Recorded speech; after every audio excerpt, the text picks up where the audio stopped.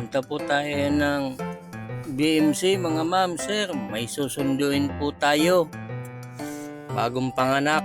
May pumunta sa atin doon sa may pilahan. Ang sabi, pag discharge nila daw, sunduin ko sila dito. At papasok na po tayo ng BMC mga ma'am, sir.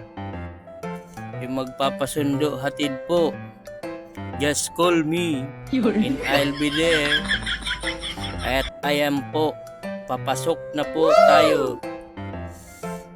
Papasok na po tayo. At doon sa lumang building natin po susunduin yung bagong panganak. Binilisan na po natin dyan, pinas forward na po natin para mabilis. At pagpa-atras ko po ay bilisan ko na din. At naghihintay na sila. At nag-text na nga. At ayan na po sila dito sa malapit. At bumaba na po ako. At ayan po, pinasakay ko na po sila at tinulungan ko po ng gamit. Pagpasok ng gamit. What?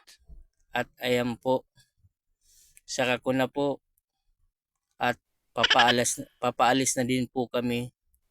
Salamat po, ma'am.